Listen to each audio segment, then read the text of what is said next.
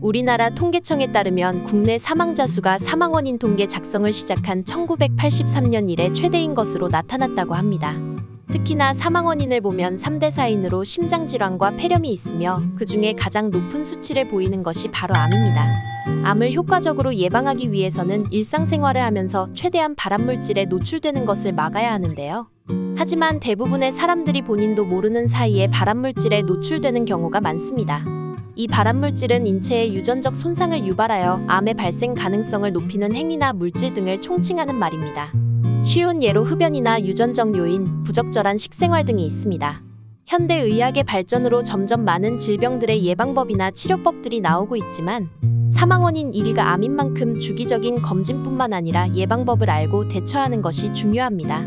오늘 영상에서는 우리 밥상에서 흔히 볼 수 있는 음식들 중 발암물질을 많이 포함할 수 있는 음식들에 대한 정보이니 끝까지 시청하시고 건강관리에 도움이 되셨으면 합니다. 첫 번째 1군 발암물질은 술입니다.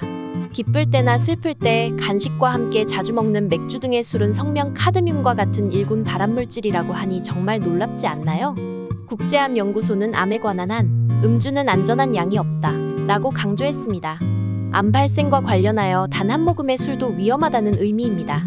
지금까지 소량의 음주는 심혈관 건강에 도움이 된다는 의견도 있지만 철저한 암 예방을 위해서는 적은 양의 음주도 피하라고 권고하는 것입니다. 우리나라 국민 암 예방 수칙에도 암 예방을 위해 하루 한두 잔의 소량 음주도 피하기가 들어있을 정도입니다. 두 번째는 민물고기 회입니다. 회를 좋아하시는 구독자분들이 많으시죠? 저도 참 좋아하는데요. 이 민물고기를 날로 먹거나 덜 익혀 먹었을 때 간디스토마에 감염될 수 있습니다. 간흡충은 1에서 2cm의 기생충으로 간 조직이 아니라 담관 안에서 기생하게 됩니다. 간흡충이 각종 물질을 분비하고 담관의 상피세포를 자극하여 음식물 속의 발암물질과 작용하게 되면 담관암을 유발할 수 있는 것입니다. 국제암연구소에서는 담관암 발생의 주된 원인으로 간흡충을 지목하고 있습니다. 이러한 이유로 담관암의 발병률은 간흡충 유행 지역이 비유행 지역보다 10배나 높습니다. 흔히 즐겨 먹는 잉어나 붕어의 경우 간흡충의 감염량은 매우 적지만 반복적으로 다량 섭취하게 되면 간흡충 감염 확률을 높일 수 있습니다. 국내의 경우 민물고기 회를 즐겨 먹는 40에서 50대에서 높은 간흡충 감염률을 보이고 있습니다. 때문에 앞으로는 우리의 건강을 위해 민물고기를 날로 먹는 것은 피하시는 것이 좋습니다.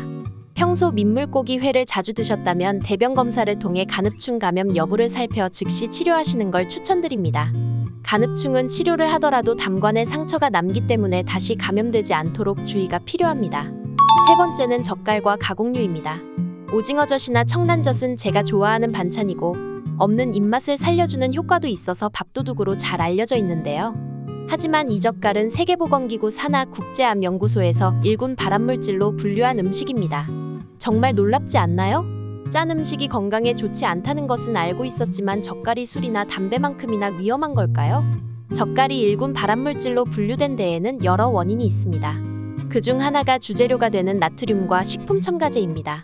소금 자체는 발암물질이 아니지만 젓갈 속의 단백질과 만나게 되면 니트로사민이라는 발암물질을 만들어내게 됩니다. 고춧가루 양념을 하는 젓갈 특성상 붉게 보이기 위해 첨가되는 아질산나염은 단백질과 만나 니트로사민을 만들어내게 됩니다. 아질산염 자체도 악영향을 끼치는데요. 주로 육가공식품인 소세지 등의 붉은색을 유지하기 위해 첨가되는데 다량 섭취하게 되면 신장과 간을 손상시킬 수 있습니다. 체내에 흡수될 경우 혈액 내의 적혈구의 산소 운반 능력을 떨어뜨리는데 특히나 0.3g 이상 섭취 시 중독을 일으킬 수 있고 6g 이상 섭취 시 사망에까지 이를 수 있습니다.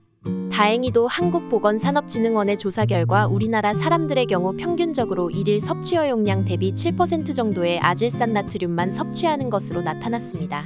다만 어린아이가 햄이나 젓갈 등을 다량 섭취하게 되면 1일 섭취 허용량을 초과할 수 있고 매일 50g의 가공육을 섭취할 경우 직장암에 걸릴 확률이 18%나 높아진다고 하며 가공육 25g을 매일 먹으면 대장암 위험도 20% 증가한다고 하니 적정량을 섭취하시는 것이 좋습니다. 인간의 3대 욕구 중 하나인 식욕을 위해 본인이 좋아하고 맛있는 음식을 찾아 먹는 것도 좋지만 우리의 건강을 지키는 것이 더 중요하기 때문에 올바른 식습관을 유지하시는 것이 우선입니다. 이번 영상에서는 밥상이나 식당에서 흔히 볼 수 있는 반찬 중 해로운 음식에 대해 알아봤는데요. 영상이 도움이 되셨다면 구독과 좋아요 부탁드립니다. 항상 건강하시고 행복하세요.